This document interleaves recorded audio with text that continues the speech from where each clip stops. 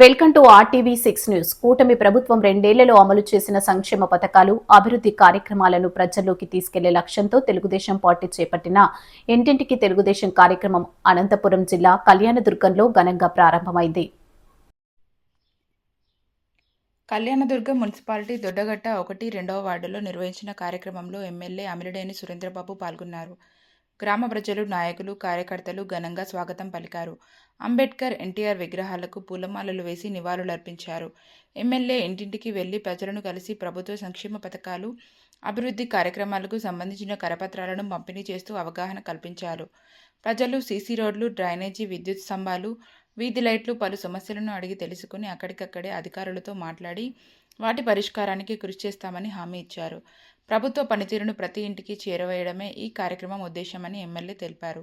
ఈ సందర్భంగా ఎమ్మెల్యే అమిలినేని సురేంద్రబాబు మాట్లాడుతూ, గత ప్రభుత్వంలో ప్రభుత్వ పథకాలకు మాజీ ముఖ్యమంత్రి జగన్ పేరు, ఫోటోలను పెట్టడం వల్ల ప్రజల దృష్టిలో ఆయన విమర్శలకు గురయ్యారని ఎమ్మెల్యే వ్యాఖ్యానించారు.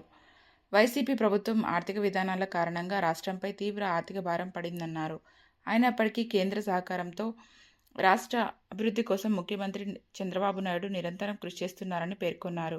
కూటమి ప్రభుత్వం ప్రకటించిన సూపర్ 6 హామీల్లో 90% పైగా అమలు జరిగిందని తెలిపారు. ఎన్నికల హామీ మేరకు బీటీపీ ప్రాజెక్టును పూర్తి చేసి కళ్యాణదుర్గం ప్రాంతాన్ని సస్యశ్యామలం చేస్తామని స్పష్టం చేశారు. అలాగే ఎస్ఆర్సీ ట్రస్ట్ ఆధ్వర్యంలో 8, 9, 10 తరగతులు ఇంటర్ చదివే విద్యార్థులకు ఉచిత సైకిళ్లు పంపిణీ చేస్తామని ప్రకటించారు. ప్రతి ఏటా విద్యార్థులకు ఉచిత సైకిళ్లు పంపిణీ కార్యక్రమం కొనసాగుతుందని తెలియజేశారు. హాస్టల్లో ఉంటే రాదు.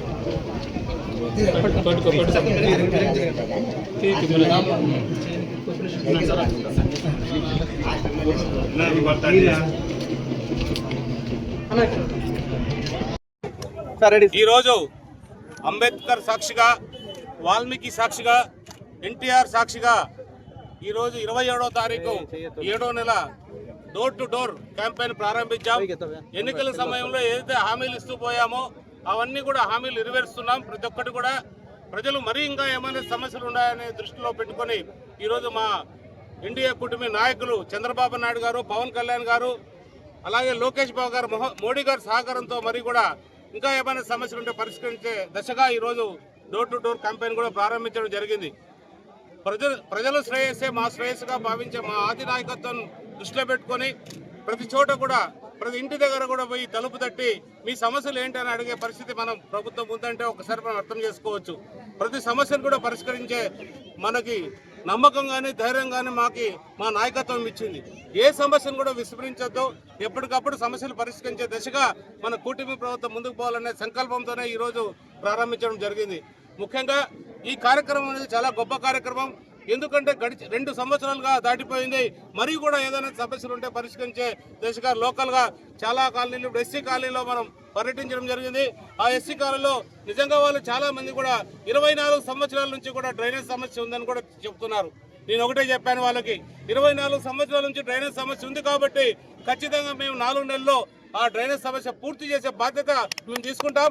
ఖచ్చితంగా ఎస్సీలకు ఏదైతే తీవ్రమైన ఇబ్బంది కలిగిస్తుందో ఆ డ్రైనేజ్ వ్యవస్థ, వాళ్ళు ఒక్కటే అడుగుతున్నారు, మాకు డ్రైనేజ్ వ్యవస్థ సరిచేయాలి, అలాగే కొంతమందికి మాత్రం ఇండ్లు లేవు, ఆ ఇండ్లు ఇప్పించాలనే కోరిక వాళ్ళు అడగడం కూడా జరిగింది. ఖచ్చితంగా అవన్నీ కూడా నెరవేర్చే దశగా కూడా మేము ముందుకు అడుగులేస్తాం. ఖచ్చితంగా ఈ డ్రైనేజ్ సమస్యని రాబోయే నెలలో పనులు ప్రారంభించి, లేదా 1.5 నెలలో పనులు ప్రారంభించి మొత్తానికి 4 నెలల్లో పూర్తి చేసే విధంగా కూడా కృషి చేస్తామని కూడా తెలియజేస్తున్నాం.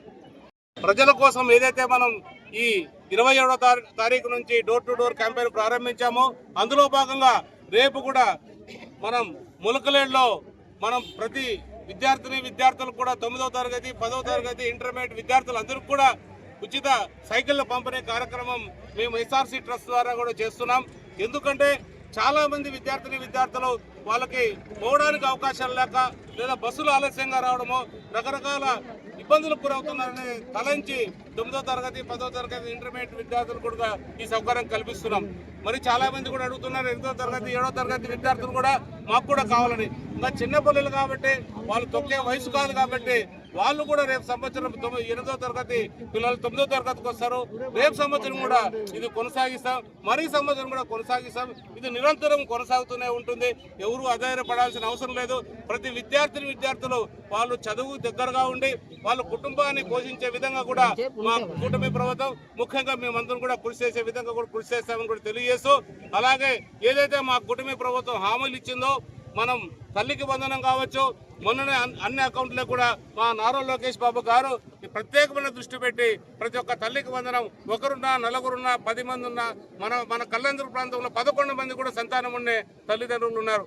వాళ్ళ అకౌంట్లో కూడా 11 మందికి కూడా అకౌంట్లోకి డబ్బులు పడ్డాయంటే ఎంతో మనం ఆ రోజు ఇచ్చిన హామీ ఈరోజు ఎంతో సక్రమంగా నిర్వహిస్తున్నాం.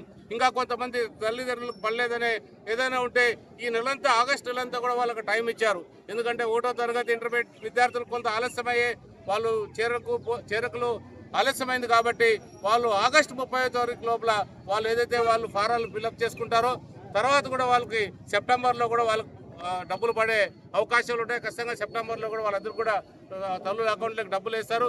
ముఖ్యంగా అంగన్వాడీకి సంబంధించి చాలామంది బీద కుటుంబాలు ఉన్నాయి. ఎన్నో ఏళ్లుగా వాళ్ళు నలిగిపోతున్నారు, చదువుకు దూరంగా ఉన్నారు.